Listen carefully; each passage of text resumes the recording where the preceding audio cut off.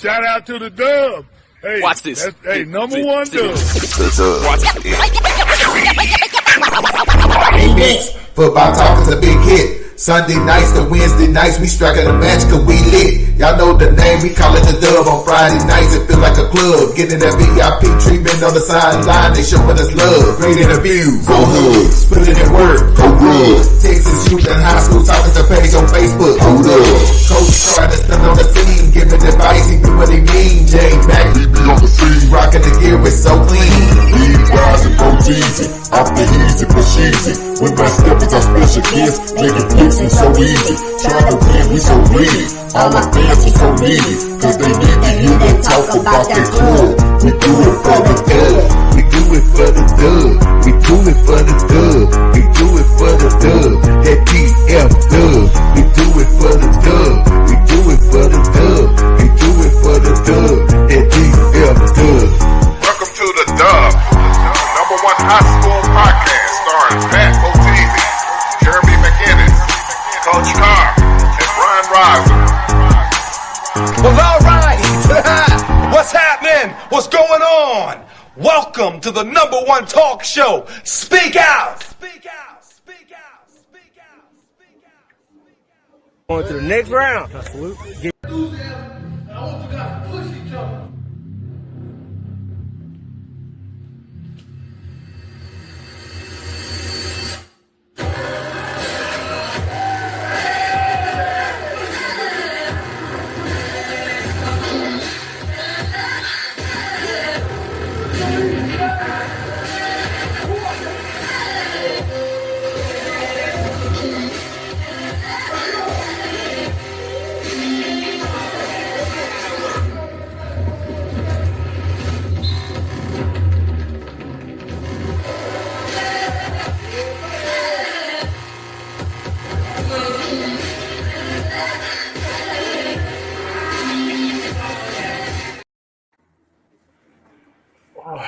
Man.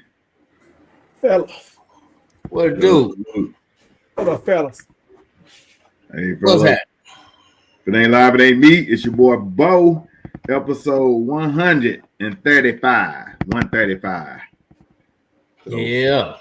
and you know what? I need to see how many episodes you've done on Sunday night. Because hell, we include those in. It's well over 200 Oh, something. yeah, well, easy. Way easy. I say I started Sunday night the first week of the season. So we probably did probably about 8 episodes leading up to the season that year. Yeah. So you started it that early? Yeah, we did it. Cause Willow was on the first show. So yeah. Okay. Oh man. Yeah, so that's amazing. So yeah, I would say venture to say probably about 250 episodes. And I know I did way more Sunday night shows than we. All right. Yeah, because shoot, we took some sabbaticals on Wednesday, and you still been rolling like a much needed too. I realize it. Don't be afraid to take off. No doubt, and love it. And it definitely 2 styles of shows and stuff like that, man. We appreciate everybody out in Dub Land. You know, we saw on the book today that everybody was saying, hey man, y'all need to get out to the public, let your fans come out, all that type of stuff. So if y'all really rocking with us like that, I need y'all to come out to Bubbles 33. We'll do it sometime in near mid to July to end July to kick off the season, bring some coaches on, some live interviews, and do a Saturday show out there. So if y'all rocking with us like that, y'all come up there, buy us some wings, and then buy y'all food with the code the dub. Make sure that when you're talking to your waitress, you say you eating with the dub, and then they take care of us on the other end. So we appreciate that. We need all 3 of y'all to come out. 300. Right. And oh yeah, Beati, we definitely want you as a guest on that show. So you make sure definitely gonna get you to come out. I ain't had Beati. We ain't had Beati on in a minute. We about overdue. I saw him posting his fresh kicks. He got them nice little orange and black ones. You know what I'm saying? I said, boy, Beati stay fresh. Absolutely. And speaking of posting, man, I got to shout out to my boy from DFW Nuka, NUCK News You Can Use. He posted Cuzzo, Kevin Williams, K-Dub from Dallas Roosevelt. And hey, keep posting this stuff because every Wednesday we're just gonna put a throwback player on here from your post or some other stuff that we see people post. Our throwback player of the week is Kevin K-Dub Williams, a Roosevelt legend that, man, don't even get talked about enough. Like, for real. This dude was a monster in his day. Absolutely. K-Dub was true. Absolutely. And went down to the U and did his thing. And then, you know, you're the truth when you a hometown hero and you can come back and play for the Cowboys and stuff, man. Like, bruh, like how I can't even think of a single other high school superstar in Dallas that came back to play for the Cowboys. Can you? Not local like that. No, I mean, I know some players out of Fort Worth. I think somebody played at North Crowley, I believe. Yeah, and Tyler Smith or something like that. Well, Keith Davis, like Ennis or Italy, somewhere down there. Yeah, something like that. Right. But the 214 on their moniker and then come back to play for the boys. If anybody knows that out in the chat, man, let us know about that. Because I don't know. I can't think of it in my computer brain, and I've been around here for a minute. But man, boy, I hate to do this. Man. But we're gonna have to. I just want everybody to take a moment of silence for the people that passed away in the wreck the other day. This gentleman right here, he was a big North Crowley fan.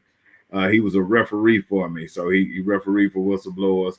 His daughter cheerlead at North Crowley, and then he had his son Kason right here that was on his way. He was either about to be a freshman. I think he was going to be a freshman, possibly a sophomore at North Crowley. I saw Coach Gates post about it before today.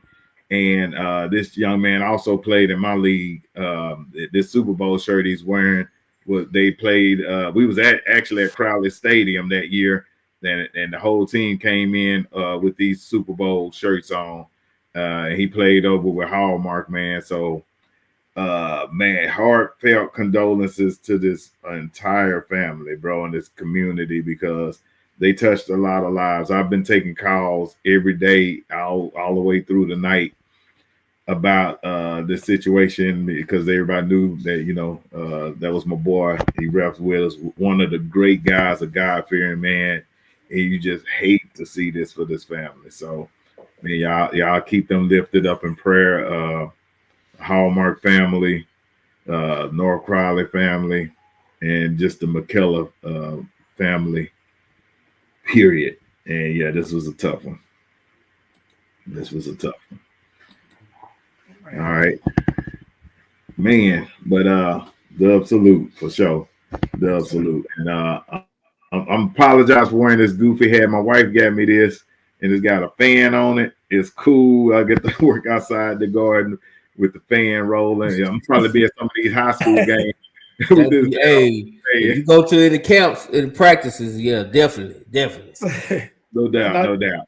And they answer your question in the chat too about some locals: Dwayne Thomas, Harvey Martin, South Oak Cliff. Yeah. Okay, Harvey. I didn't know where did Dwayne Thomas play? Because boy, that boy had an attitude. That dude was something. He was different. He was different. I think he was North. What was Dwayne Thomas from? What did he like? W.T. White? Thomas Jefferson or something? Yeah. Yeah. Okay. Up north somewhere. Yeah, and look, that would make sense because he was bougie acting too. So if he stayed there and went to school there in the late 60s, early 70s, he was dang sure bougie. Yeah, he probably was the.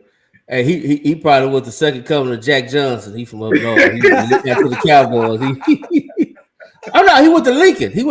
Oh shoot, no. He was South Dallas. He was South. Well, you know, I don't know if South Dallas was South Dallas did. So, bro, South Dallas has always been South Dallas. Believe me, you.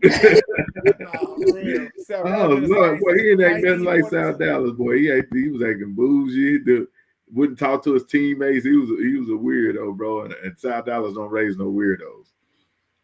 Tyson Thompson, Urban High. I remember him. Okay, yeah, bring it out. I like it. Tyson, drop it in the chat. Yeah, he had a drink of coffee with the Cowboys. But yeah. So he had a shot of Hennessy. Hey, we got a sponsor, man. What? Let's check it out. Yeah. All right, guys, we got a new sponsor that's coming on called Mobile Arch Support. They're working, they're filling out the contract now, but they're definitely locked in. They want to be on the dub. We're actually going to bring them on the dub one night to talk about it because they supply something that athletes need. If you think about the NBA finals where you had playoffs where you had three or four people tearing up Achilles and all this type of stuff because everybody's running around here with bad shoes on, flat-footed, and not getting the arch support they need. So this company is here for the athletes, and they're going to show you how to get arch support. So we look forward to working with Mary and the staff over there, and we'll be having a commercial and all that soon for them. Also, Maniac Prince, they came on about a month and a half ago, and we just sent out the contract today to make sure that they become a long-time sponsor with us. So shout out to our two sponsors. If you want to be a sponsor, we support small business on the dub. We should be running 10 commercials on here. Raymond Wesley, you slanging them cakes, man. We need a commercial on here, man. Y'all get with us and get on the dub. I know a couple of people got some wing spots they want us to stop by.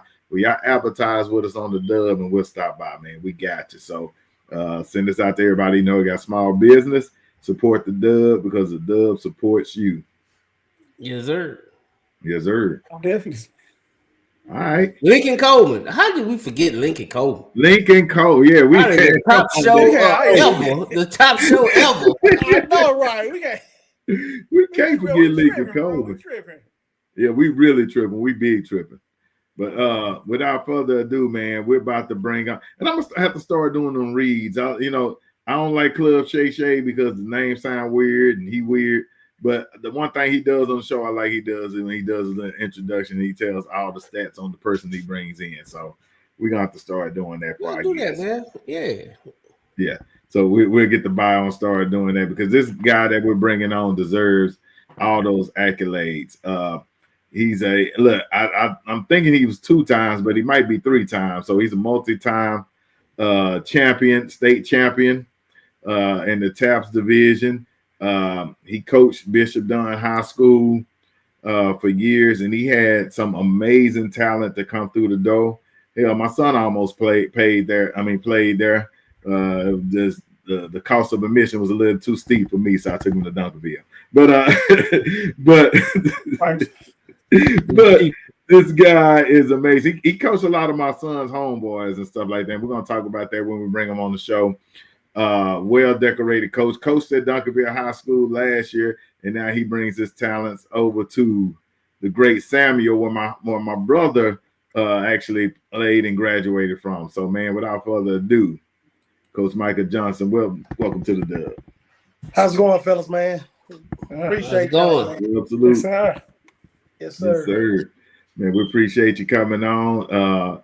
Man, I lost track of you over the years and stuff like that because after the Dunn years. When was the last year done? My last year it was 2019. 2019. Okay. Yeah, I had lost track and stuff. So when your name popped back up, because I didn't even know you was at Dunkerville. So and hell, that's my alma mater and where I graduated from. So I should have known that. But yeah, that's probably Coach Sample's fault. Tell Sam we need to get him on the show. He's the only guest, only coach we ain't had on the show. So maybe you have more influence than I do. Hey, keep drinking on that one, Dan. You ain't lying. Hey, look, this is what you do. He done stood us up. He done stood us up about 10 times already. Like 10 times. This is what you do because I think the technology thing is the thing. So you bring them over to your office right there. It's a cool looking office. You say, hey, you bring them over for some wings, and then you say, hey, let's talk football, and then you just slip the phone in his hand. You got me? I got you, man. I got you. But nah, man, Sam a cool dude, man. That was a great experience of working for a legend like that, man. And he's a true living legend, man. I was honored to work under his leadership, man. So I'm telling you, I've been blessed working under him. All right, so let's do this. We're gonna walk it back. Let's talk about your career. Let's talk about where did you play high school football at, where you played college at, and then how you got into this coaching game. All right, man. So make a long story short, because it can be long.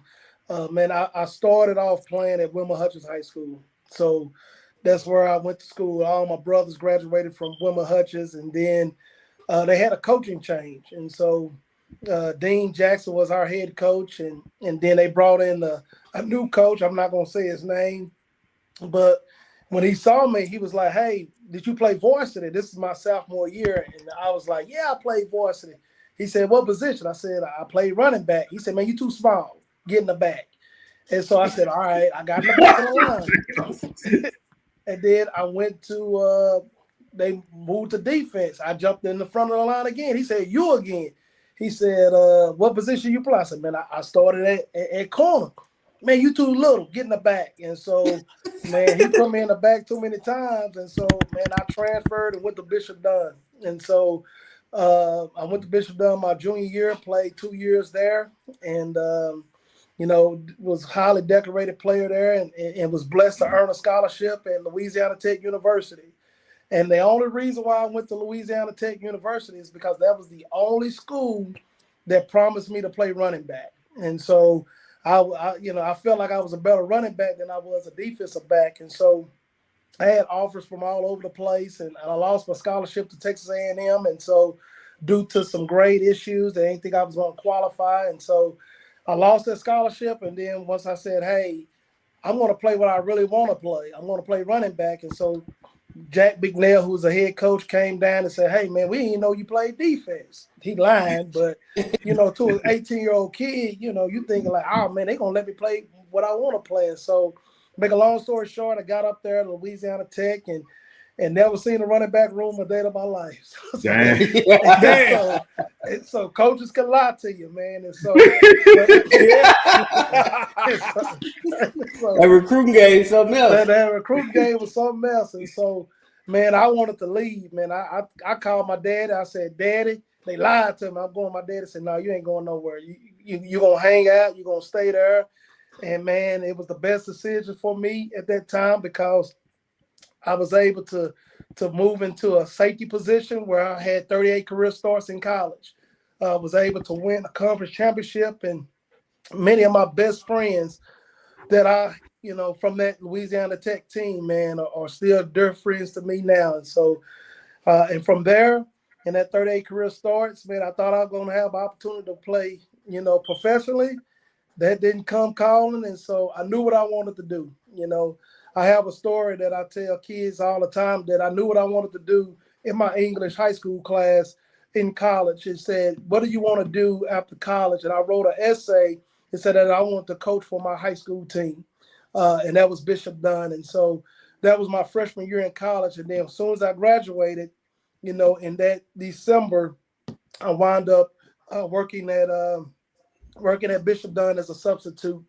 But my first job offer was actually from Cedar Hill in 2006. And so Joey McGuire offered me a job, but Bishop Dunn was the only place that offered me a job with head coach in waiting.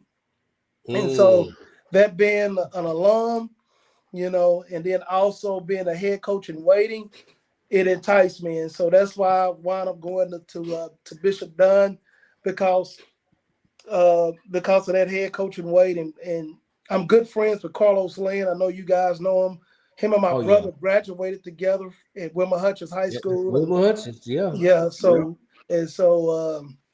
Carlos Lynn got me the interview, and I was kicking myself because 06, what did they do? They win state. Right. So we go one in whatever at Bishop Dunn, and they win state. But man, and then 06 to 09, man, I was an assistant coach, and then 09 season, they said, hey, we're gonna promote you to head coach, and then the story was there, from Bishop Dunn, took over a program that was really declining, and I had a vision. I said, talking to our president, I said, I want to be the number one team in the state of Texas, and that was my goal. And I said, she was like, how? I said, just let me do what I can do, and watch, and man, to playing 4 state titles, winning 2 of them, from 2014 which was our first one, all the way up until the last one in 2018. It was a blessing, and so and from there things changed. The Lord had a different path for me, and so we had some leadership change at Bishop Dunn, and they wanted to change the program in a different way, in a different direction, and so I wound up parting ways, and I worked at a small school. Probably none of y'all heard of it. Ferris. Nope, Groesbeck, Texas. Well, we heard of Groesbeck, but God, I didn't know you went to Groesbeck. I thought you went to. Okay. So you went to witness protection on that one. Yeah. So I went to Groesbeck, Texas, man, and worked for a guy by the name of Jerry Bowmore.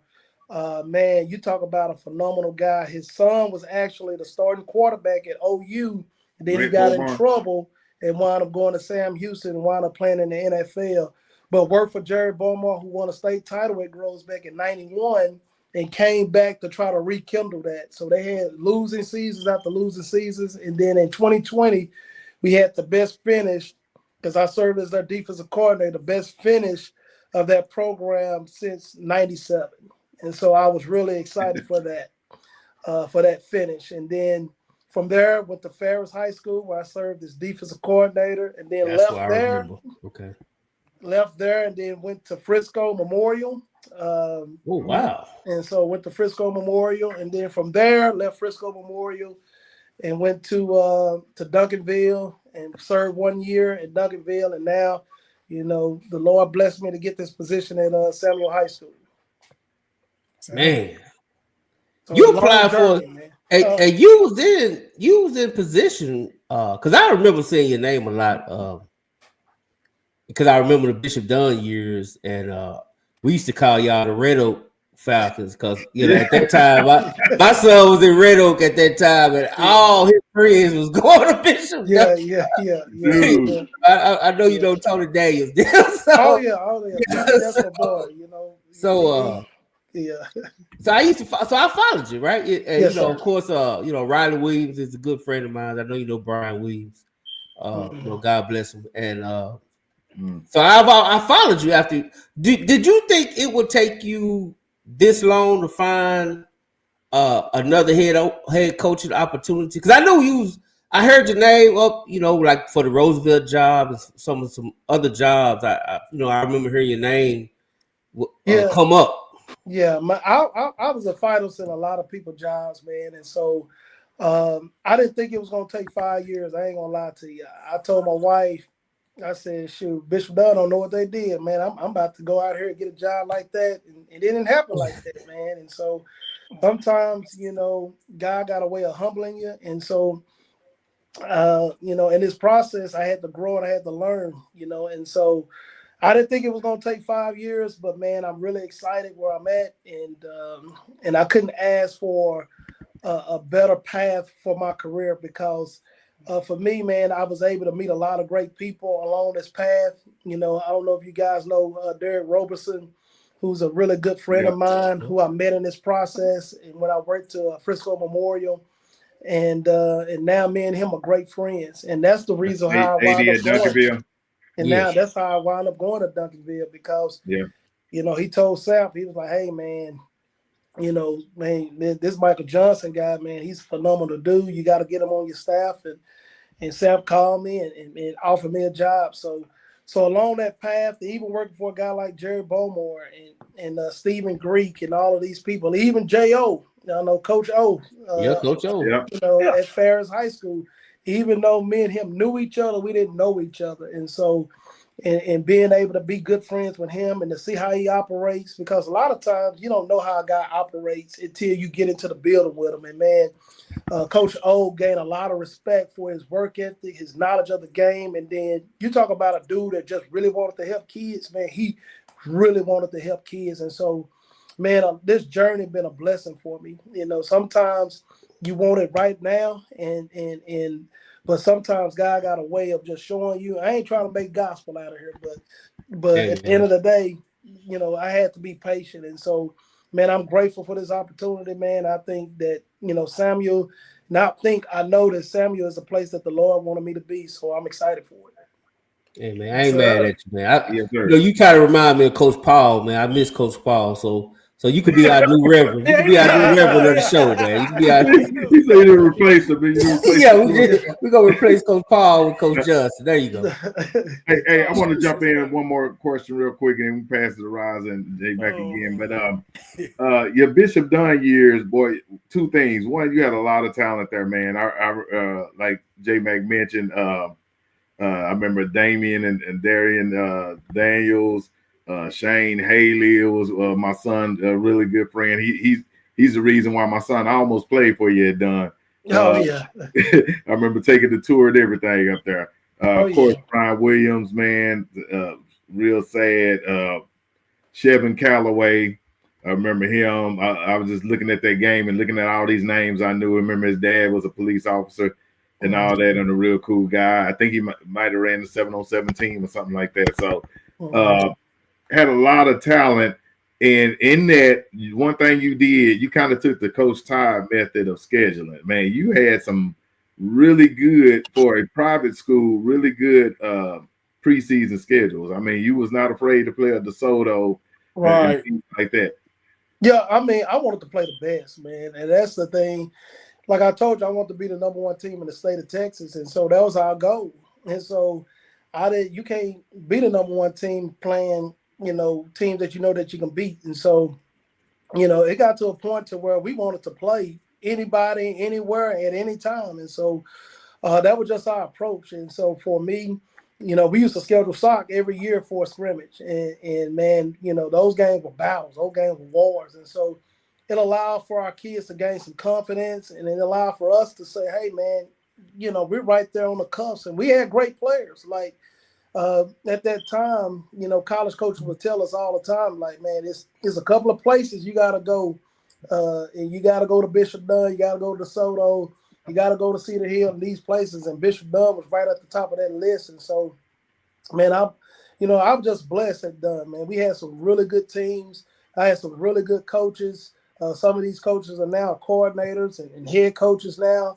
And so, man, it's a blessing, and so we wanted to play the best. And so, DeSoto, come on, the number one team in Arkansas, come on, let's go play. The number one team in Tennessee, come on, let's go play. So that was our approach. That was our motto. And our kids, man, they look forward to it. It's hard to get up for a team when you you're about to beat them by 100. I know we got flat. We got Roosevelt by 90 points. So we, back in, I forget what year when we beat Roosevelt by 90, but we didn't get up for those games, man. We really wanted to just play the best, because that was the measuring stick for us. Yeah. Good deal, Roz. Yeah, I was gonna say, yeah, Coach. Once you got that Samuel job, man, we all say, man, that was a great hire for Samuel. Yeah. But as far as your coaching staff, are you able to how's your coaching staff? Were you able to keep your coaching staff intact? Yeah, I mean, man, first of all, man, Samuel, man, is a great place, and just looking at those kids, man, knowing that, man, they've had so much change in these last 4 years. Right. One of the things, I didn't want to come in there and make too many changes. And so, I mean, that team last year they were 7-1, you know what I mean? And so, I kept everyone that's in place that wanted to stay, and so my coordinators are the same. Coach McGill is our offensive coordinator, is a Samuel grad, man, smart, intelligent, good brother, man, knows offense, man. And so, and then Priest Johnson, our defensive coordinator, and just all the guys, for as Coach Harris, Coach Webb, man, Coach Broadus, man, I kept all of those guys, and we added to that staff. But for the most part, man, they had a good nucleus in place. And so, and the thing that I didn't want to do is, man, go in there and make a bunch of changes because these kids, man, have seen so many changes in these last 4 years. Like one of the seniors told one of the coaches is, hey, man, Coach Johnson's going to be my 4th head coach in 4 years. And so, Wow. so that's a lot of turnover in those 4 year span. And so, my goal is to, go in there and instill some stability, and some accountability to be able to move the program forward, not just in football, but in all of athletics as well. Yes, sir. And once you get a little more comfortable, how's your I guess not right now, but how's that you gonna take the same philosophy at done as far as the preseason schedule is concerned? Oh yeah, right now, the schedule is scheduled what it is right now. For us, hold on. Can y'all see me? No, you blacked out, Coach. Yeah, I'm sorry. I blacked out.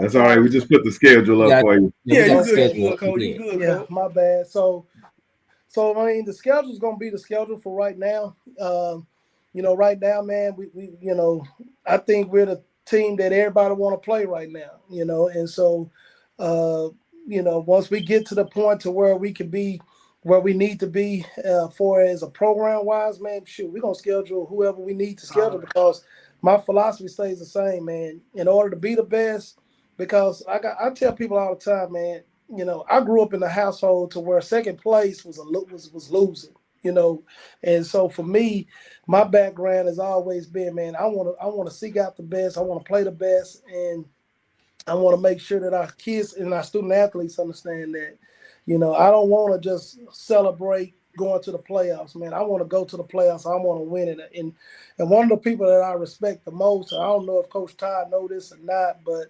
we was doing we played in a classic one time. We didn't play against each other, but it was the same classic that Henry Barnes used to do. And we was on Channel 8, and he was speaking to the people of Channel 8 at that time and said, hey man, I want to bring back the glory of Dallas football. I want to bring a state championship. And this was back in 2016, he was saying this. You know what I mean? And then look what he was able to accomplish. It takes some time, It takes some time to build it.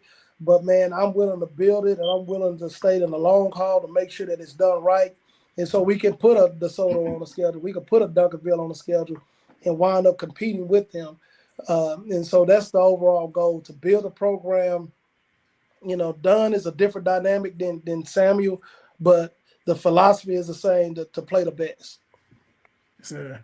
And one last question for you, Coach. So let's go ahead and go on the show right now and admit that Hutch dropped the ball on a D1 athlete. Admit Hutch going on the schedule in real life. Go to say it. Hutch going on the schedule, Coach. I'm just saying. D1 athlete. That's all I gotta say. Coach. No, man. Hutch, man. Hutch is dear to my heart, man. My parents still live in Holland Hills, so man, I'm a product of.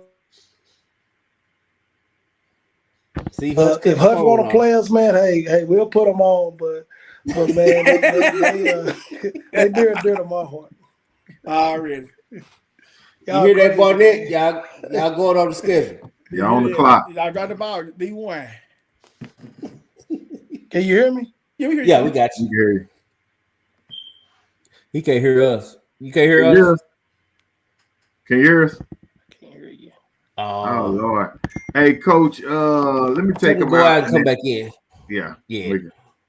Just tell him to come back in. Let me pull him back in now. All right. Can you hear us now, Coach? Still can't hear us? I don't know if it's me. I can hear you now. I got you now. Okay, good deal. Yeah, I was gonna say, if it happens again, you can just take yourself completely out the show and go back into the app, and it'll bring you back in. Okay, I got you. Good deal. All right. B-Rod. I guess B-Rod finished. He done got it. Batman out. Now I will piggyback though, you know. So Hutch going on the schedule. Real lineman is coming up. Hutch going on the schedule. To be determined. But now, Coach, like I said, man, you had some great years, and you weren't the only one surprised that it took 5 years to go ahead and land another program. So you saying that you landed at Samuel, and you just committed to staying there and building that up, because like you say, you the fourth coach in the fourth year. So you said when you went there, you was like, you know what, this is where I'm gonna plant my flag for a little bit. Yeah, I mean, I've always been a person, man, that's been led by the Lord. And so, like I said, here I'm going biblical again, but come on, man, come on, we need another apostle. Bring it. That's just how I've always been. And so every place I've been, from Groesbeck to Bishop Dunn to Ferris to Frisco to Duncanville, man, it's been really led by the Lord. And so for me, when the Lord say, man, hey, you here, man, I'm here for the long haul. And so now if the Lord say, hey, something else, move me somewhere else or whatnot, but at the end of the day, man, I'm here to build something special. That was one of the things in the interview process, is like man, I'm not afraid of hard work, because if you would have seen the challenges that we had at Bishop Dunn, even though there are different challenges, all right, but we had challenges and we had struggles, and so we didn't run away from it, man. We ran to it, and we put things in place for us to be successful. And so that's the whole goal of Samuel, man. We're going to put things in place so we can be successful, not for a short period of time, but for a long period of time. And so that's my overall goal, for Samuel High School. Yeah. Matter of fact, I mean, I think it's a good situation. Me and Matt Stelp, we was just talking the other day, just about that district, and like, if you want to be honest, after SOC, it's wide open. I mean, the thing is that the district is open. You know what I mean? It's a lot of turnovers, some in the district as well. You have Woodrow, have them a new head coach, and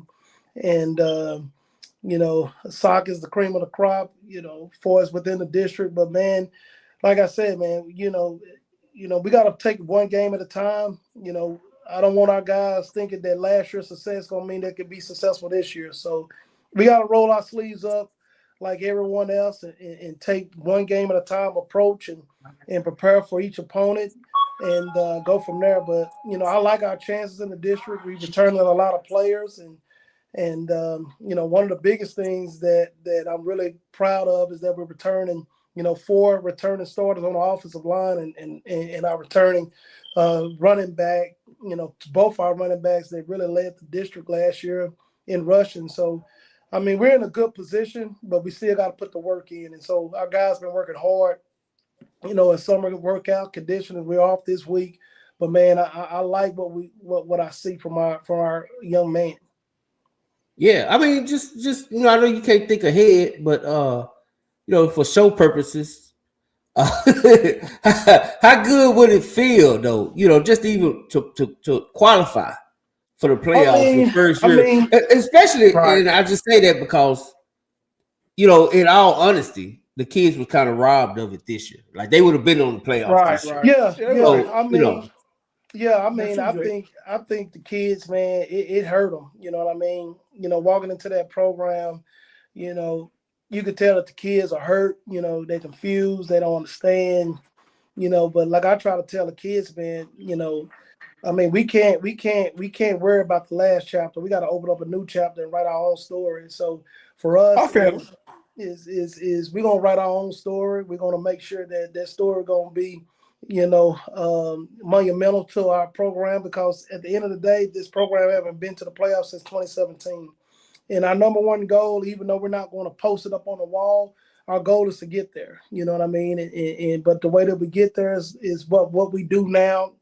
Every day, it's a process that our kids got to understand on what it takes to get there, and for us, man, it'll be a blessing, but the blessing is the approach, on what we do each day, and the work ethic that you have to have in order to be a champion, to be able to get into the playoffs. Because when you get into the dance, man, anything can happen. I've seen that as a head coach. I've seen that, even this past year and coaching at Duncanville, man, who would have ever thought that, North Crowley would have won? But at the end of the day, you get into the dance, anything can happen. So for us, man, we just got to have that head down to the ground, head on the plow, man, and just plow away, man, and try to reach that goal and get into the playoffs. Yeah, I mean, yeah. You got something, B-Ross? Yeah, just a quick question, Coach. I know you said y'all had 4 coaches in 4 years. I guess as far as the community, the community support, how that's been so far? I mean, right now that's one of the goals that we're working on, and so we're putting in a leadership team at Samuel. Samuel operates right now without a booster club. They operate, some things that haven't been put in place because you have 4 different coaches. How can you put something in place? And so we're putting things in place now to be able to gain the community support. I mean, I'm telling you right now, I was able to work the cap, the Overstreet cap, man, and you got people, man, that are excited about Samuel. It just gotta be they gotta have a reason to be excited. You know what I mean? You know how it is. If your team go 1-9, you ain't pumping your fists up. You know what I mean? So we gotta make the community proud of us and what we do, and get them surrounded around us. And so right now the community support is there, but we got to get ourselves for our community to be excited about it. So we got some things that we're going to put in place in order for us to rally around our community and our community to rally around us. Yes, sir. Now, Coach, I mean, I'm glad to talk about Sam. I do want to take you back just a little bit. As far as being the head coach, one thing that I do is when I look at head coaches, I always say that you could really tell a lot from a coach by his tree, right?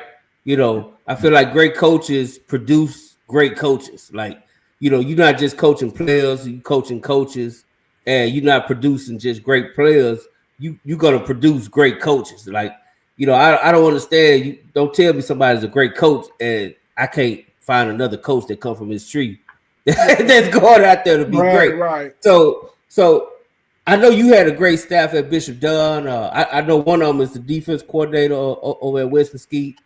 I forget his name, young cat. Bobby Watkins. Yeah, the cooler dude. Watkins. Yeah, the cool cat. Yeah, cool Watkins. cat. Yeah. Coach Cornrows. Yeah. Coach Cornrows. Look, yeah. So, but I mean, just kind of, if you can, just kind of give some names, update us on some of the great coaches that you had. I mean, one of the things that I was blessed with at Bishop Dunn is that we didn't have a lot of turnover on our staffs, and so for me, man, I encourage our guys to grow, and so it started off with Zach Coleman. Zach Coleman he's out of coaching, but Zach Coleman wound up going into coaching college ball. He coached for Nevada. And then that staff got let go at Nevada. He came back at Bishop Dunn, and when he left, Zach Coleman became the defensive coordinator at Berkner High School. And so Zach Coleman was a young coach of mine, man.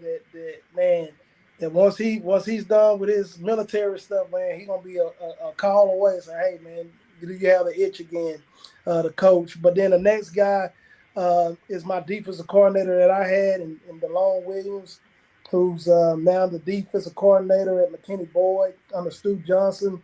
I'm telling you right now, that program going to do some big things this year. And then the next one, you guys named already Bobby Watkins, but Bobby Watkins was one of my former players that I coached, and then also became one of my assistant coaches at Bishop Dunn, and has done a really great job in his career working at Louisville and now the DC at West Mesquite.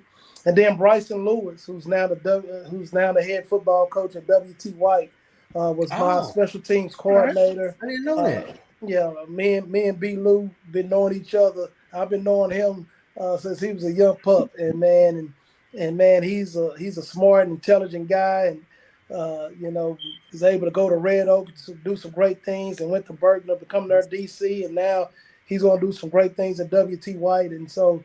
And then also Chad Morris, who left me and been the offensive coordinator at Thomas Jefferson, in his last since I guess 2020 or whatnot. So, my tree is short, but at the end of the day, we didn't have any turnover on our staff. So a lot of those guys stayed and they believed in the vision and in our program. I had to force people. I had to push people out. You could ask Bryce. Right. I used to tell Bryce, man, you need to go to Texas Tech. You need to go here. You need to go there. But he was just so loyal to the program, and he's such a great dude. He was like, man, Mike, man, if you good, I'm good, man. Let's build something special here. And so, but that tree is short, but man, it's impactful. It's impressive. It's impressive. That is.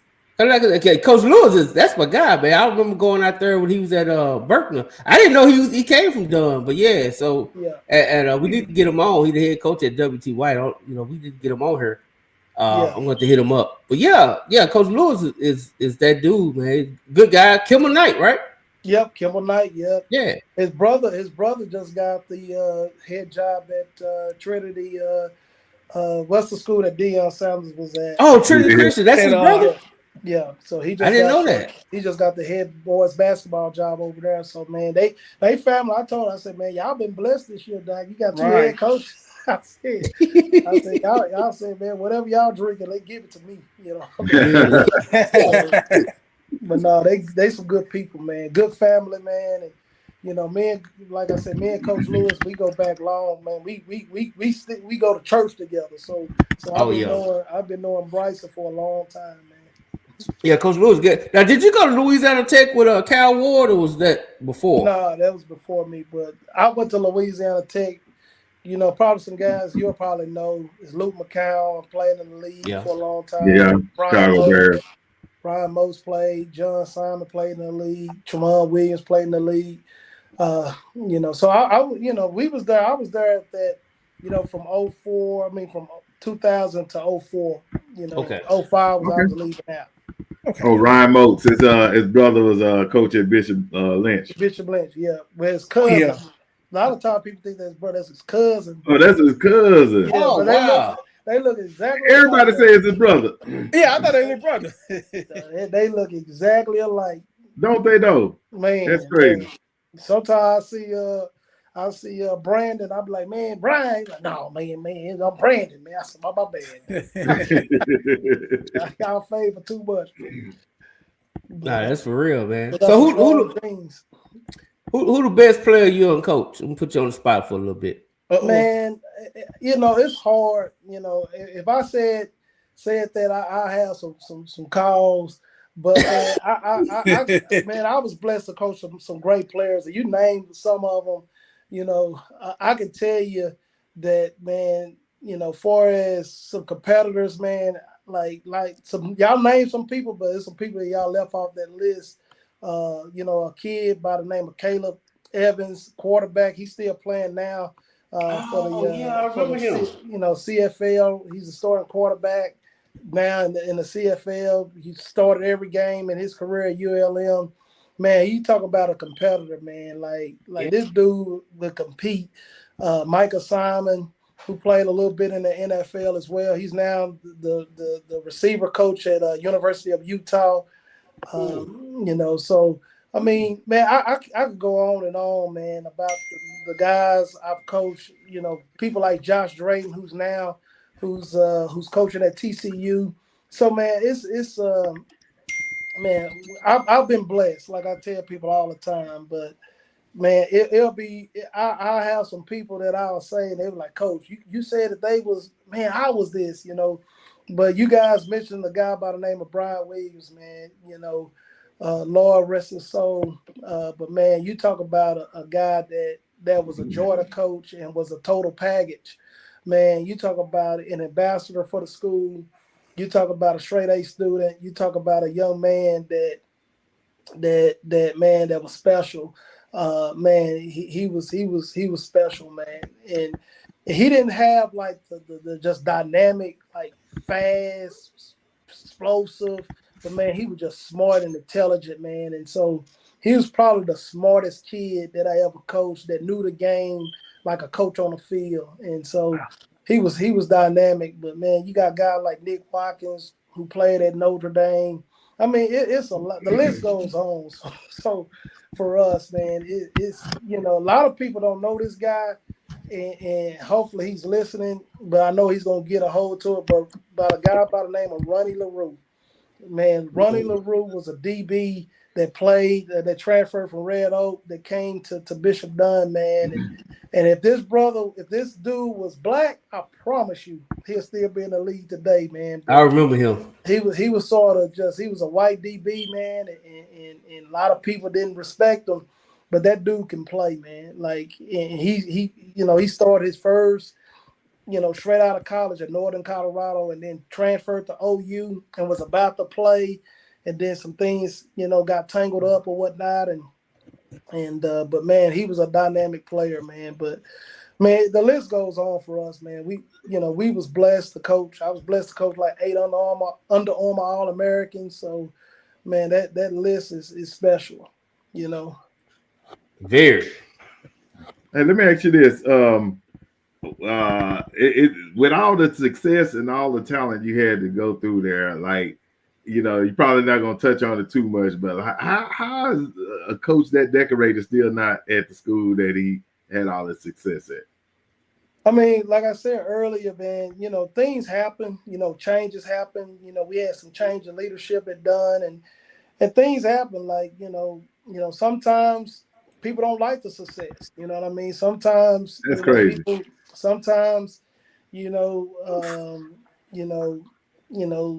It just things happen. And so for me, like I said earlier, man, I believe that the Lord said, "Hey, Mike, your time is over there," and it was over. And so, but the thing that I try to tell those kids is that, man, no one can take away what we did. Those banners are going to hang up on the wall forever. And so everybody going to know who was the top private school program in the state of Texas during that era. And so for us, I mean, we accomplished the goals and that we had set for ourselves. And it was very simple. We had 3 goals at Bishop Dunn. And that was to win state, win district, and beat Lynch. And that was something that we pride ourselves on every year to be able to do. That's a beautiful thing. That's a beautiful thing. So with that being said, I know you said something earlier about that era was a special era for private school football. And once you said that, it did strike me that, like, yeah, because it doesn't feel the same since then. Do you feel that shift as well? You feel like it's just not the same as it used to be during the era at its height? I don't think, man. Oh no, that was an ender. Okay. He kind of somebody called him. Oh yeah, we gotta tell the guests to put on Do Not Disturb, and hopefully you can get Coach Sam to come up in there too and sit by him. And, For real. But we do got to get Team Coach. We do got to get Coach Lewis on, man. He's WTY head coach. We got to get Coach Lewis on. All right. So yeah, definitely that. I know we had to push the Garland guys back to next week. One of them was on a boat having some Mai Tais or something. So he said he'll be ready next week. There we go. He ain't coming. We're gonna get Coach Lewis. Yeah, no, man. I share my phone with my daughter, and so her friends be calling all the time, and so I hit the delete, and so man, it's just my daughter, man. I don't know. How old is your baby? Huh? How old is your baby? She's 11 years old, but we have a rule that you don't get a phone until you get 13, and so I'm thinking about breaking that rule here in a little bit. Now you gotta go old school. Hey, Coach, you gotta go old school. You gotta get a house phone. So you get a house phone. Look like. You get a house phone that get the cord that stretch across the whole house. So there you go. She wouldn't know how that looked, man. Just take my grandma's house. She'll probably still see it. Yeah, she'll see it there. She's like, why is this phone connected to the wall like this? That's what she Hey, Coach, I'm about to pull up the Samuel. I passed by there like recently and saw they had a new turf field on the side.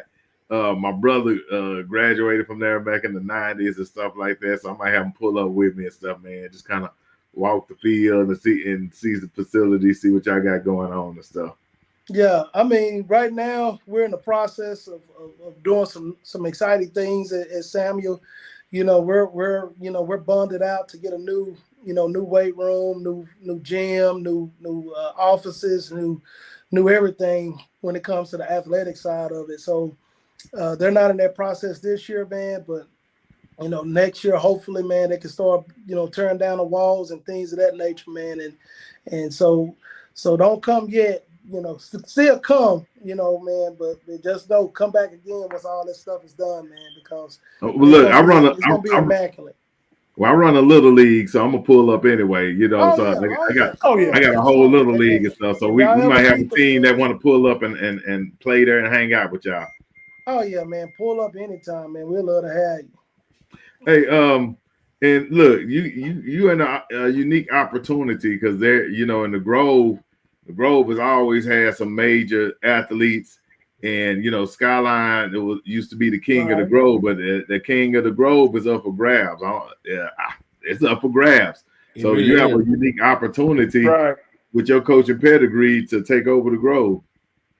I mean, that's the plan. You know what I mean? That's the overall goal, man. But like I said, we got to get boots on the ground. We got to get our message out there. So, one of the things that we had to do a better job in is having a strong media presence. And so, man, my nephew, I'm going to take him a shout out, man. Anything that you see video-wise that's coming out, man, my nephew, Nicholas Johnson, he's helping us out, man. He just graduated from Arizona State. And any video that we send out, we do, man, he does it, man. And he's phenomenal. He was a film student at Arizona State. And, man, he's putting some exciting stuff for us, man. It's stuff that I'm going to start. I didn't put out this week because I want to wait till next week to put it out, man. But yeah, we're going that's the thing, man. We want to be the king of the Grove. And so y'all just send it to us, man. We'll be happy to put it on our platform too. Okay, Absolutely. we'll do. Oh, yeah, we'll do, man. Yeah, he's young. I'm talking about fresh out of college, man. And so, man, he came back. He said, man, what can I do to help? I said, man, we need your camera, man. We need your expertise. Right. And so, man, he's doing a really good job for us, man. And so, he's gonna be somebody young and upcoming, man, in this film industry. And I can't wait to see what the Lord do with us doing it. But right now, man, help us out. We're gonna help you out. Amen, brother. Amen, brother. Tell us, speaking of the film, he's got to film some athletes. Tell me who how long you been on campus, and then tell me about some of the athletes on the offensive defensive side that you like. Hey, these are the guys that y'all need to be talking about on the dub.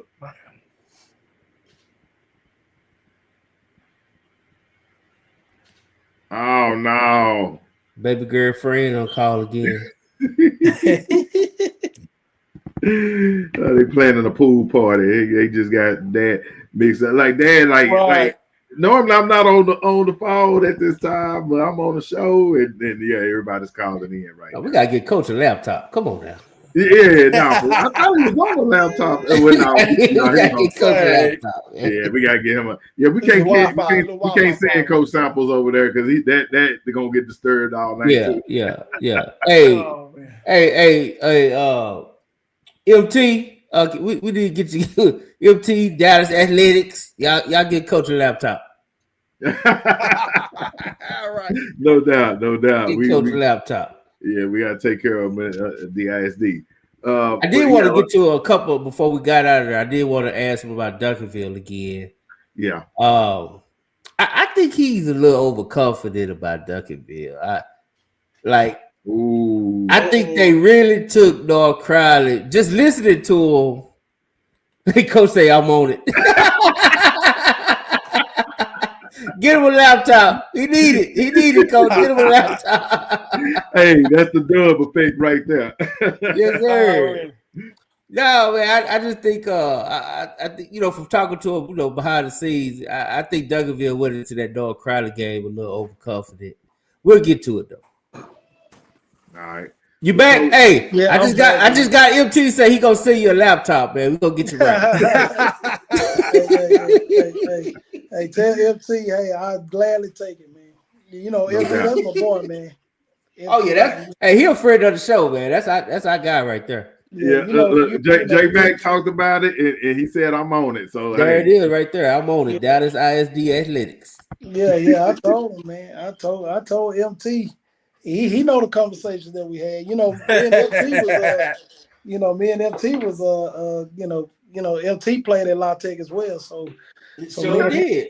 Yeah, so that's where I met MT at, man, and so, man, you could talk about somebody that can throw that rock, boy.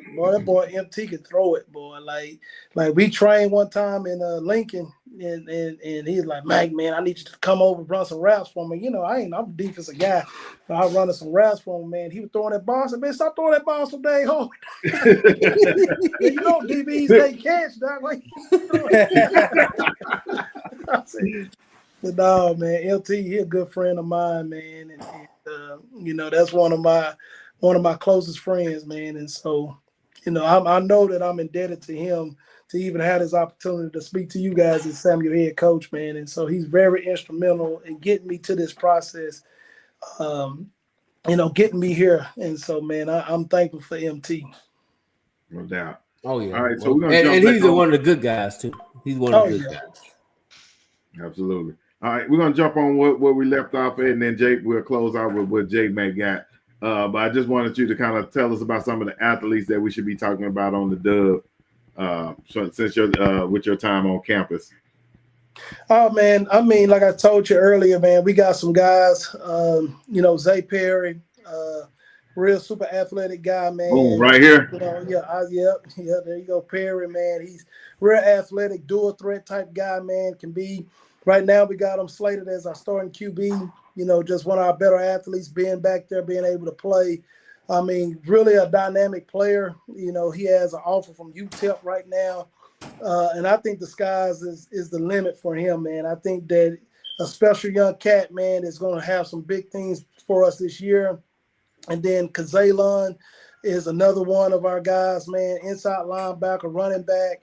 Man, this dude, man, is explosive. Like, I can tell you, those are two D1 guys right off the bat, in Kazalon and then Isaiah Perry, man. Those guys are dynamic, for a skill guy-wise, and it's going to be some impact.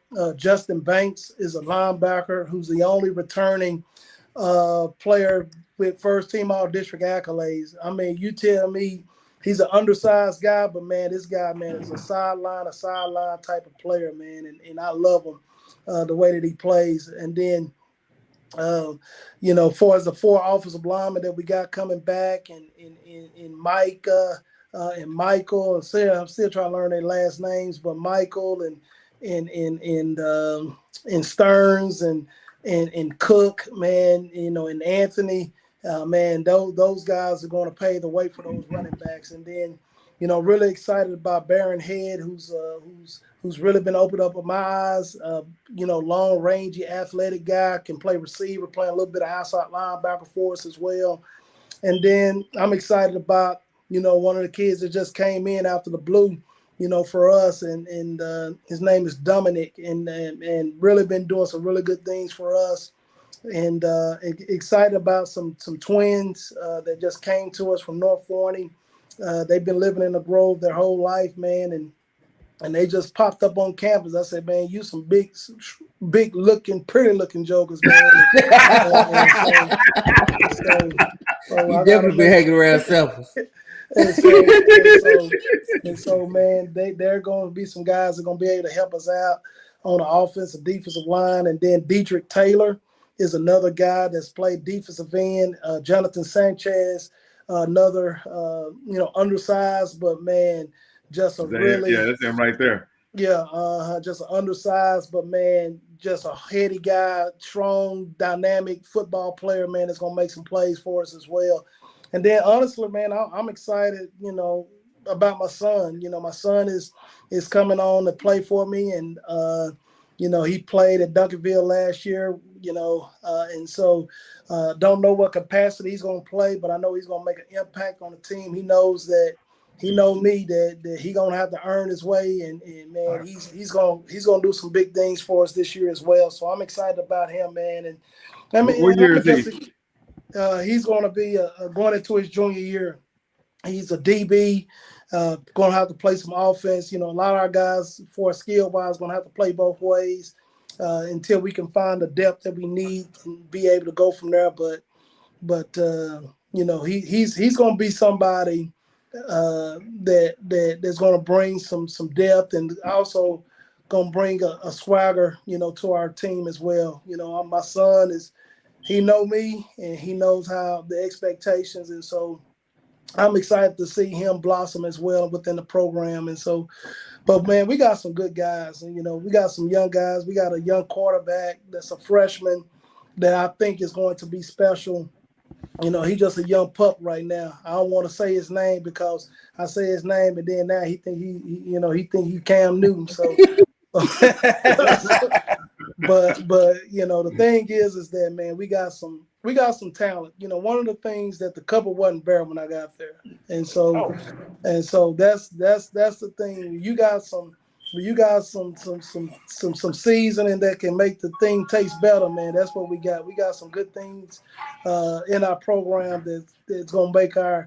that's gonna help us out a lot, man. And so a lot of these guys have playing experience. So, man, I'm excited for the upcoming season working with these guys. And so, right now we just got to do what we supposed to do and keep our head down and play. Coach, you got me convinced y'all going 9-1 after this conversation. Right. Hey, number 2 seed. I'm gonna call my shot right now. Number 2 seed. Let's go. We gotta put the work in, man. And so we got, like I said, man, we got some challenges that we got to face. But at the end of the day, man, I like where we're headed. And so we got another young receiver that's going to be pretty good too, man. So man, I mean, we blessed, man. So we just got to continue to work and be more consistent within our summer, workout participation, because those guys know, they like, Coach Johns, we ain't never done nothing like this. I said, well, if you want to go somewhere you never been, you got to do something that you never done. And so and so I'm a huge believer in that. And so a lot of people want to talk about Duncanville's success, but those kids at Duncanville, man, they work. Man, I seen it firsthand. Like, you don't know how hard they work until you know how hard they work, man. And so that's the pedigree that we're trying to bring, to Samuel, man. That work ethic, that lunch pail mentality, that hard-nosed type of football player that we're trying to build. It's funny, before we get to J Mac, me and J Mac went to a Thanksgiving practice a couple of years ago, and bro, they were hitting hard on a Thanksgiving practice before a playoff game. It was just ridiculous. That was the most physical practice I had seen, like in person, from a high school. And I ain't talking about just the fact it was on Thanksgiving weekend. I'm talking about summer practices. I'm talking about, it don't matter. Yeah, I mean, the thing is, man, what's so impressive about Duncanville, man, is the work ethic that those guys put in. Like one thing about Sam, man, he understands that he has that old school mentality, man, that they're going to put the work in. I mean, one of the most impressive things to me is the weight program that's in place at Duncanville. It opened my eyes up too, because them boys live almost 4 days, out of the week, and they're maxing out on game week. I'm like, dang, coach. I'm a player at heart. I'm like, man, I don't know if I could have did 525 going into but man, that's the mindset, and those guys don't know any other way. You know what I mean? And so, man, they're physical, man, and you ain't lying. Like, a Thursday practice is a Thursday practice. It don't matter. Thanksgiving, forget Thanksgiving. Coach, it was raining. Coach, it was raining. You talking about raining? Yeah. Coach Carr, welcome to the show, sir. What's happening? Congratulations, Coach Johnson. Oh, appreciate it. Thank you, man. Yes, sir. I'm gonna give up mine, Pat. I let Willow have the last tape. All right. Okay. I really don't have that, man. I've been listening the whole show, man. Y'all asked every question I wanted to know. I'm just excited to see him. Oh yeah, appreciate you. Yeah. I told him, Willow. Well, let me ask you then, Willow, because you was in that district, still is. Well, how you see Samuel? You know, do you agree that after soccer, of course, that it's kind of wide open? Wide open. Nah, I would say it's 3 schools and everybody else. Okay. You know what I'm saying? Hillcrest for sure. Samuel, based on what they got coming back and what they did last year, and SOC. Woodrow got a new coach, so that's going to be interesting. But I think everybody else is what they are. Seaville got a whole new coaching staff, so you're not sure how they're going to respond. Coach, did you lose any kids back to Seagoville? No. Or did you keep all your team that's there? Did you lose anybody? No, right now, man, everybody is there, and those when you get changeover, you think that's what's going to happen, man. But all those guys are there. I mean, we lost one. We lost one guy to that transferred out, but he just moved, so he's not going to be within the district. He's going to actually to Rockwall Heat. So. And other than that, man, and he was a great player. Don't get me wrong. I would love to have him back, but for the most part, man, we're pretty much intact. And so you got your running back, Kazai? Oh yeah. Oh shit, Coach. Yeah. Well, so no, it's only 3 teams, man. Yeah. Hey, Coach. Hey, Eddie said he got 4 returning offensive linemen with the running back. So I'm telling you, what did y'all go? What did they go last year? They only lost 2 games. It was 7-1 before all hell broke loose. Yeah, 7-1. Okay, well there you go. Listen, coach, and they beat Woodrow. Woodrow got a new coach this year, right? So right, you know what I mean. And you look at in the district, in that particular division, Samuel got a new coach. Woodrow got a new coach. Seaville got a whole new coaching staff. So. Just based off what I saw last year, I still think it's gonna come down to Samuel and not counting SOC. SOC is an anomaly. Samuel and Hillcrest, and I'm curious to see what Woodrow gonna do. But the playoff is gonna be Samuel, Hillcrest, maybe Woodrow for that 4th spot. And we just hoping that we like I said, we just gonna take it. We're gonna take it as humble as you want to be. Hey, oh yeah, I forgot to tell you, Willow. We finally got somebody to replace Apostle Paul. We got Deacon Johnson. I'm telling Deacon Johnson. We got this ain't Deacon Johnson. That's your dub nickname. I got this ain't first Sunday, Deacon. So so you can stop being politically correct all you want to. It's not like you walking into a team where you inherited a team that went 0-10. Yeah, you coming off of 7-1. Really, probably would have made the playoffs, right? Oh yeah, no doubt. So you walking into a team where, like you say, you're blessed to walk into that team, right? Yeah. So what I see, man, is that's exactly what I see. Now my question is, does Samuel win their first playoff game? Yeah. I think to me that's what we should be talking about. They gonna go to the playoffs. That's gonna happen. Yeah. That's not like I say, man. That's not pressure, Willow. Yeah. Coach, don't say it. Don't say it. I know what you want to say. Hey, we just blessed to be here. Hallelujah. Well, like for me, man, the goal is to win it all. You know what I mean? And so baby steps. But you gotta have as you build a program, you gotta have realistic, expectations and things of that nature, man. But when we get in there, man, we're not getting in there to be happy, man. We're getting in there to win. And so, right now we got to take it one game at a time. And that's always been the process for me. Even when I knew I had a stacked team, in 2018, I knew we were pretty stacked. You know what I mean? That I knew that, hey, if we can fly right, man, we're gonna run through some guys. That's why I scheduled the DeSoto, because I knew what we had. You know what I mean? And so at the end of the day, but you still got to go through that process. But for me, is if we do what we're supposed to do, man, and our kids buy into the philosophy that we have that's set in place, man, good things are going to happen this year. And so, but we got to remain healthy. We got to do all those things, the certain way. But man, I like our chances. You know what I mean? Yeah.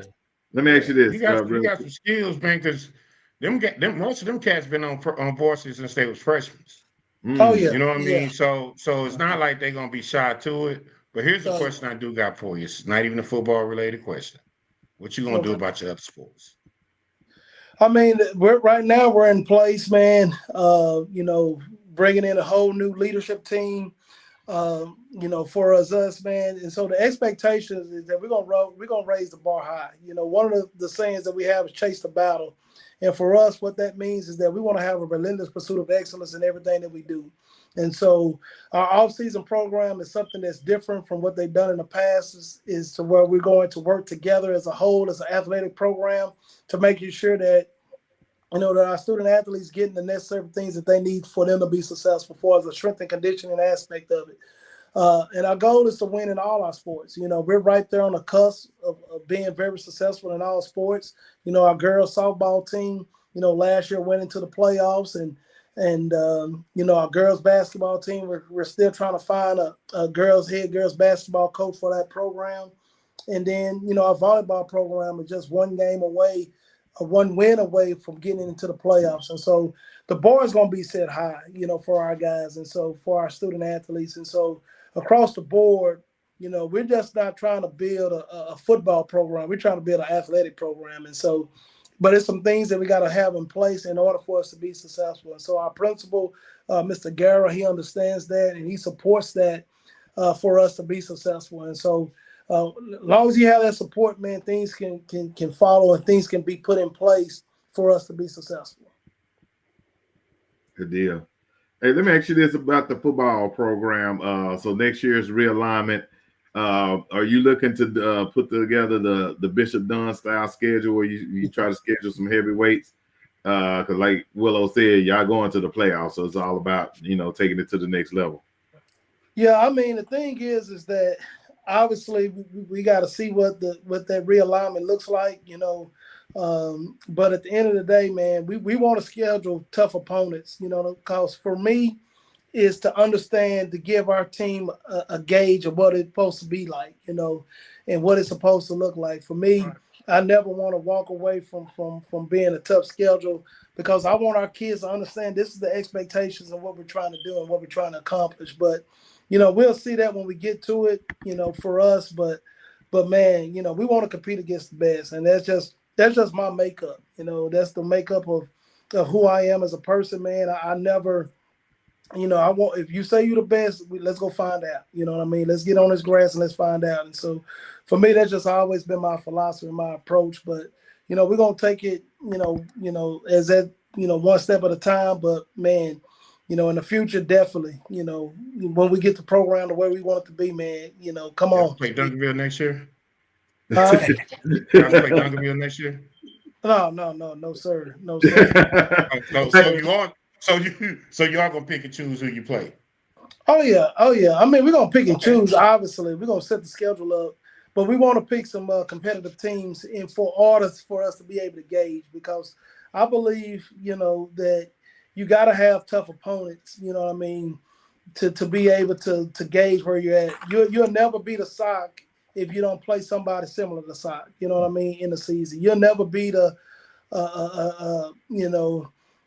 Hillcrest or a Woodrow if you don't schedule tough opponents, and your kids got to be able to see that, and your kids got to be able to triumph over those things. And so that's how you build it. You can't just win every game. And it's that approach where we had a program that was in Bishop Dunn that we used to play every year, and every year they go 5-0, and then they play up, we beat them by 60, because it's the way that they scheduled their deal, man. I'm not looking for you to feel good about yourself. I want you to know about who we are as a team, and so we can get it corrected throughout the year. And so for me, I'm gonna pick and choose, but but it's gonna be some opponents to where we're gonna be able to find out who our true identity is once we face our team. face those teams. So here at the Dub, Coach, we have made our effort to ensure that people start playing people to prepare themselves. We don't like the people who play the cupcake schedules. Now, okay, but in NCAA football, right? So sometimes you got to schedule the cupcakes to get the wins because you need to get your kids to have some confidence about themselves. Then you also need that one team that's going to say, okay, yeah, we ain't nowhere near close to ready, but we needed this game. So with that being said, you have DeSoto, Duncanville, North Crowley, Lancaster, maybe even Skyline. You know what I mean? Like, got to be Skyline. What teams are you like pushing towards to say, okay, these teams will get us ready moving forward? Or is it your team so senior heavy this year that it may not be for another 2 years? I mean, the thing is that we got to get our numbers up across the board. You know what I mean? Right now, to schedule a Duncanville, those are 6A. Our division, we're 5A Division 2.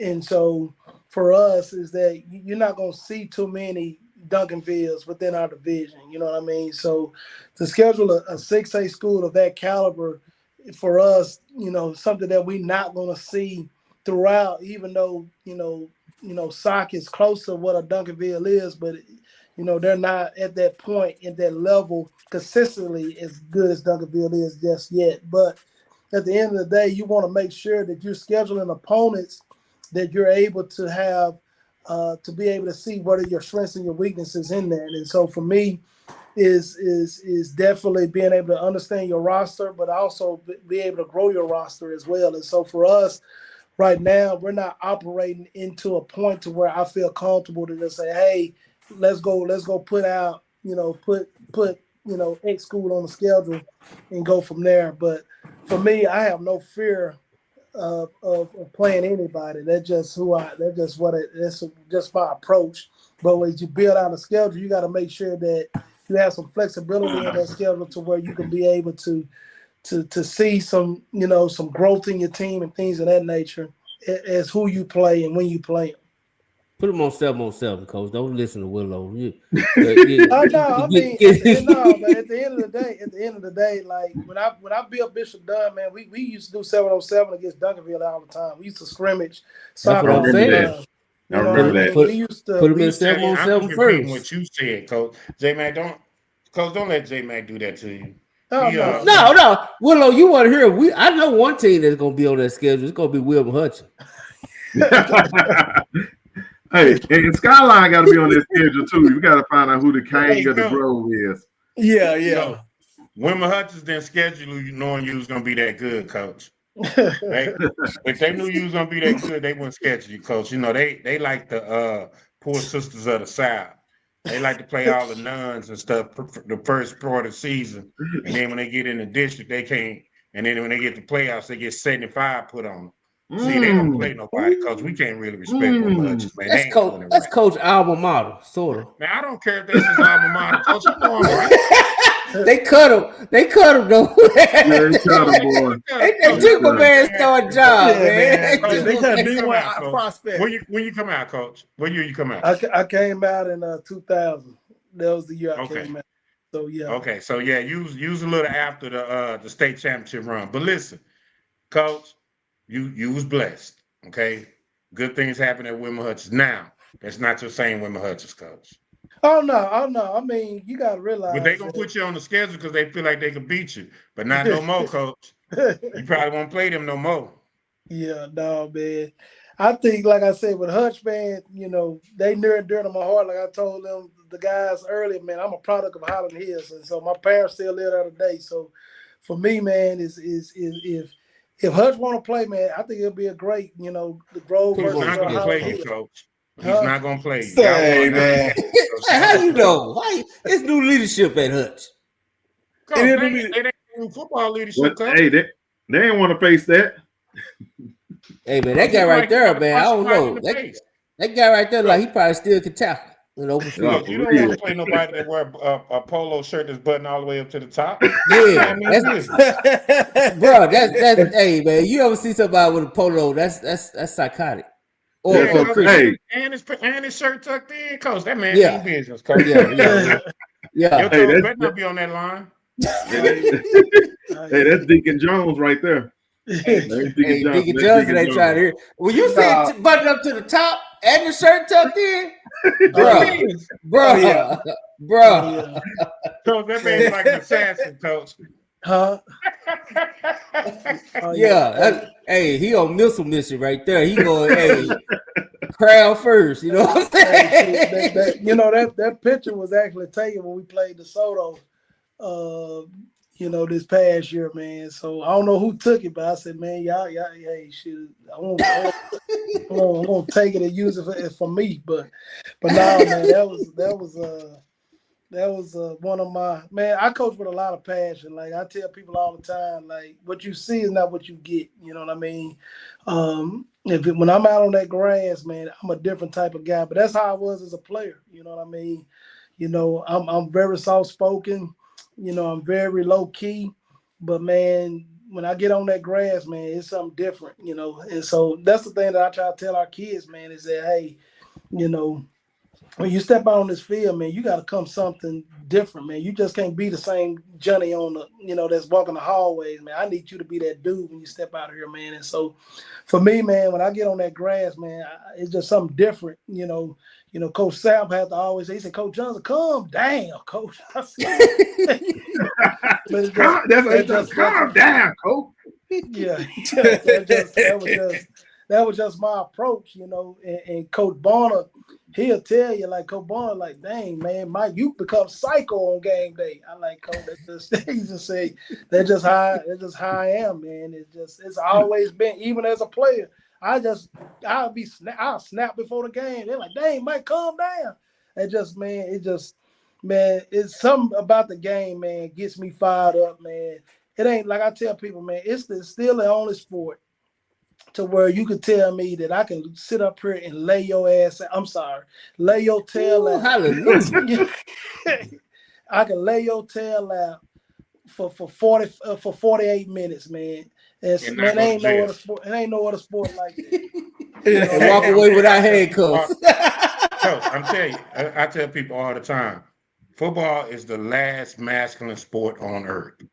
Oh, yeah, no doubt. It is the last masculine sport on earth. It is the only place where you could go and literally rip somebody's head off, wear them out, like dog them, take their soul, their spirit, their heart, and not go to jail. Yeah. No, that's how I look at it, man. That's the same way. Like man, this sport ain't for.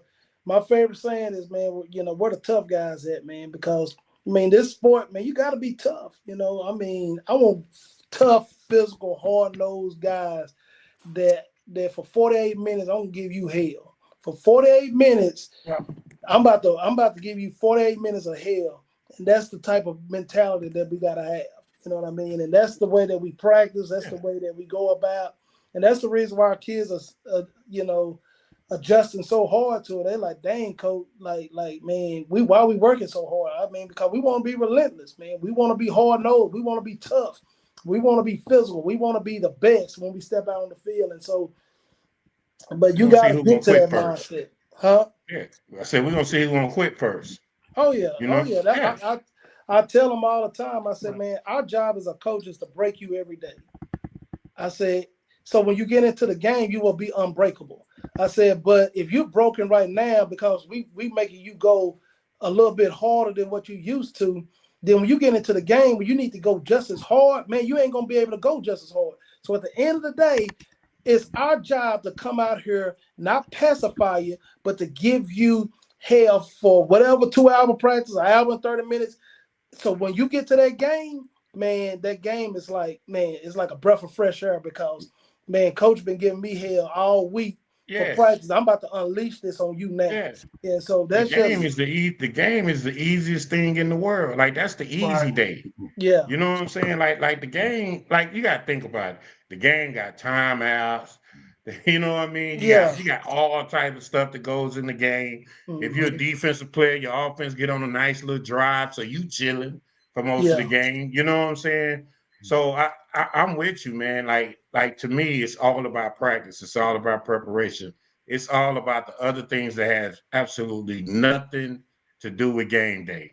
Game day is the most easiest day of the week. Oh yeah. You know what I'm saying? Like, so like my kids would be like, Coach, you don't you don't yell on game day. I say, because at that point, I done all the coaching I could do. Oh yeah. You know what I'm saying? We just making adjustments at this point. So me yelling at you and fussing at you ain't gonna change this outcome right now. Oh yeah. I done that all week. You know what I'm saying? So I'm with you, man. I mean, game day is beautiful, and actually games are easier than practice.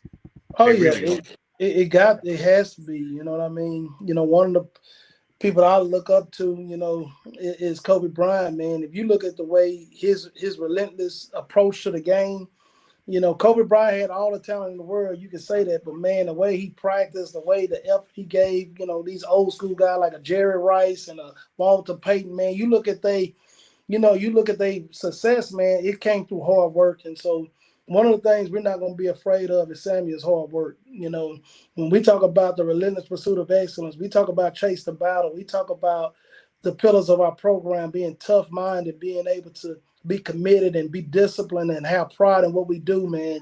That's just our approach on a daily basis and throughout all of our programs, but especially in football. You look like 4 different people, man. On every picture. You got like twins and stuff brothers or something. Like what you got going? What's that? I said you look like you got about 4 different people. You like 4 different people on every picture. Oh, you know what I'm saying? Like that's like the deacon right there. You look different. Yeah, you look like you're straight out of Crenshaw. Yeah, that's the clean shave, and that's the probably the 30-year-old Johnson right there. Oh, okay, yeah, because that one like you're rolling 60 or something. That's an old Bishop Dud picture that I took the logo off of it. Coach, that's Highland Hills right there. That's a Highland Hills picture right there. Yeah, I got you. This guy I'm talking to is the age one. Yeah. he done got out the hood and stopped slanging in there. Hey, like I tell people all the time, man, I said the heels are still in me, man. So at the end of the day, it come out. You know what I mean? I tell when people see me, game day, Coach. Man, it come out, man. Shoot, it come out pretty often, man. So my kids will even see the Holland Hills come out of me if they act fool. So have they seen it yet? One kid seen it. You know, one kid seen it so far, but me and him got straightened out. You know what I mean? But okay. Yeah, so he saw it one day, man. You know, I ain't gonna tell the story, but he saw it. I got a dictation of text that he sent me, man. But man, it gotta come out, man. Sometimes kids just gotta know. You know what I mean? You know, they gonna pride your approach it and say, okay, you know, how much can I take him to this far? But you know, when I was young coming out, man, I used to do some things that are very questionable to today's football. So I'm glad I ain't that 20-year-old that I was when I first started coaching. Yeah, because people going to jail for push-ups now, Coach. I know. I know. We had a guy on our staff. That was a part of that rock wall. He said it was just a bad deal, man. He was just like, whatever you do, don't have your cheerleaders doing push-ups, and y'all don't do push-ups. Y'all be fine. Yeah, I see. There might have been some Mike Tyson push-ups or something, man. Golly, I never seen Yeah. I never seen nothing like that, boy. I can imagine one of them kids that went home to mama and mama raised hell or something. But right. Yeah. But Coach, man, we appreciate you stopping by for a long man. You've been on here for a hot minute. We didn't mean to keep you up all night, but you know, summer program. How often are y'all working? We're working Monday through Thursday, going from 8 to 11 in the morning, and then for those guys that can't make the morning session, we're going from 4:30 to 6:30. 2 days. You have any kids that go to both? No, I mean, because of UIL rules, they can only go. Gotcha. They can only do 3 hours. Okay. So they just usually do that. Most of the guys come in the morning, and for those guys that had summer school or had college, stuff that they had going on in the morning, they'll come to that afternoon session. Hell, where was UIL when I played for Duncanville? We used to go to practice at 5:30 in the morning and then come back at 3:30 in the afternoon. We had 2 days. That was crazy. Yeah. UIL now, just like the it's a little different now, man. Like you can't even really say 2 days anymore. You got to call it fall camp. That's what I call it now, because the kids don't really do 2 days. So but at TAPS, man, we had when I was at Dunn, we had true 2 days, and so. You had some of our former players that played for me at Dunn. They're like, shoot, coach, they're like, man, we'd rather go to college than what we did at Bishop Dunn. That's just how tough we were. Hey, let me ask you one more thing. What is your preference? Spring practice or getting the extra work in the fall?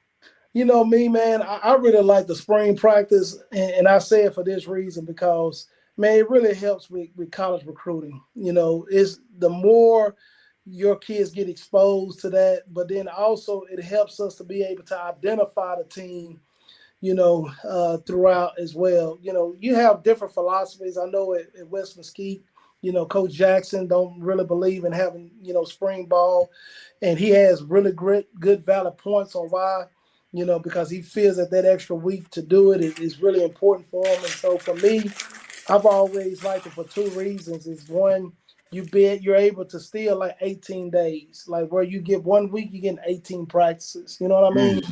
And then the second part of it is that you're not only getting those 18 practices, but then you're also helping student athletes to be able to get to the next level, because that's the most exposure a kid is going to get is during spring football, where they're able to see them out, out on, doing football things and being able to see them in pads, because coaches want to see the kids in pads. They want to see how you take coaching. They want to be able to see, the physical part of the game as well. And I'm just a huge believer in it. Not saying that one approach is better than the other. I'm just a believer in spring ball. I am too. I love it. Do you tackle your quarterback in spring ball? Yeah, I mean, you can make them live if you want to. It depends on your preference as a coach and what you want. But at the end of the day, usually if we're gonna run our quarterback, I tell our guys, man, once he leaves the pocket, man, shoot, that's on him. You know what I mean? You got to protect him. You got to protect him when he's in the pocket. You know what I mean? And so you don't want him to have some type of arm injury, throwing his hand and things, getting on a helmet and whatnot. But for the most part, man, shit, you run him, man, like, that's how he going to grow and get better. So you ask my quarterbacks that played for me at Dunn, shoot, they were battered and bruised, but, I mean, they was highly successful, too, when they got into college. Love it. Sir. Yes, sir. All right, Coach. I guess J Mac had a question for you about Dunville, but I think we didn't got too far into it. We'll get you on another time and chop it up some more. I guarantee we're gonna have you on again because we know you guys are gonna have a successful season. I'm gonna come up to the campus and chop it up with you and stuff. That's why I was asking about the schedule. I'll probably come out the next week. And but man, we appreciate you jumping on the dub. Great. He was almost my son coach, man. We missed out by $500 a month. But I didn't want to pay that Dunn tuition. But I appreciate you jumping on the dub, man. And you have a great season, man. We look forward to what you got going. Man, appreciate y'all fellas, man. Look forward to doing it again. Yes, sir. Dub salute. Oh, hold up, Coach. That's what I need. So first victory you get, and the camera's in your face, whether it's your nephew or Channel 5 or whoever, man, give the dub salute and let you know you did it for the dub. Oh, I got you, man. I appreciate you. No problem. Yes, sir. All right, take care. All right. Man, y'all kept Coach way too long. Bruh. You know, Coach Carr came on like shoot at 10 o'clock, so we had to let Coach Carr get his in. But nah, man, I'm impressed. With Coach Johnson. I'm shocked that it took him 5-6 years to get a head coaching job. That was surprising. I'm shocked he still ain't that done. Yeah, man. You know, they don't get a lot of respect coming from Taps, man. That's crazy. They don't. That's what it is, Willow. Yeah, that's why the Taps and coming over to UIL. He had to kind of just really had to start from scratch. I know Coach was trying to do it the Lord's way, but I know damn well he put the Hutch on that schedule. Ain't no way in the world you force me to transfer and I don't come back first chance I get. Bruh, for real. So who's the coach that made the transfer? Whoever the high school coach was. Somebody said was it Coach Robinson? Was it Coach Robinson? Yeah. So what? How did that story go? He was there. I think he said he started his sophomore year. Yeah, he did. They had a new coach come in, and he was the starting running back. And when the head coach saw him, told him to get to the back of the line. He too little. Right. Then they did a defensive drill. He said, "Well, I started at DB." Coach looked at him and told him, "Get to the back of the line." Bro, that's tough. I wonder who that coach was. So he transferred to Bishop Dunn and still ended up getting a D1 scholarship to Louisiana Tech. Right. Okay. Somebody in the group said Coach Robinson. Graduated from Dunn. He graduated from Dunn and coached at Dunn. Yeah. Okay, that's dope. Yeah, that was the question. Was it the unnamed coach, Coach Robinson? I think he might have said that in the beginning, so we have to rewatch it. Yeah. But yeah, that's crazy, bro. That's crazy work. And Brett, I haven't seen Coach Johnson in person. He ain't no small person. I guess he was small back then. I was going to say, how tall is he? I would say he probably a solid 5'10", 5'11". You know, maybe back then he was 5'7" and 140 or something. yeah, maybe he's like 120, 130. That's a Highland Hills 5'10". Yeah. For real. No, for real. I don't know, but that definitely would have motivated me, man. I ain't gonna lie to you. No doubt. Hey, Hutch ain't gonna play that man no time soon. They better get him the next 2 years. Right, yeah, they better get him now, boy. they gonna get him. They better jump on him now. Yeah, you better get him while you still got that coach. Yeah, for real. Nah, for real. But man, shout out to Mobile Arch Supports. There'll be a new sponsor coming up. We're getting the paperwork knocked out, and they'll come on the show. We actually bring them on the show to talk about what they do because it's very. I need some of those. I'm flat-footed.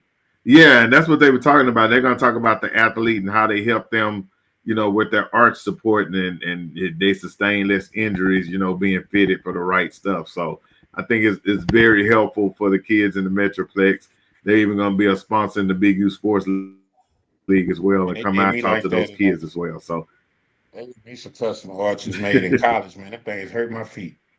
Oh, well, that was the antiquated technology back then. Yeah, no, they did. We had to sit there and put in foam. You sitting up there, your arch just felt terrible. You like, what the hell? Well, I don't have an arch. So they was trying to create one. Yeah, they were trying to create one. Exactly. Yeah, and like I said, and I was big too, so all my weight was kind of spread out. Man, well, all right, fellas. Next week, Garland and J Mac is not confident, but I'm confident we're gonna have Garland take over the week. I'm trying to holler at Coach Lewis. Maybe we can have a backup. WTY. Right? Yeah. All right, we have a backup. And then shout out to Diddy, man. That's gonna be a little iffy right there, I think. Who was that? Shout out to P. Diddy. Got not guilty on 3 of them. I got the baby. Really? And then, so, what do you use that for? Man, that's.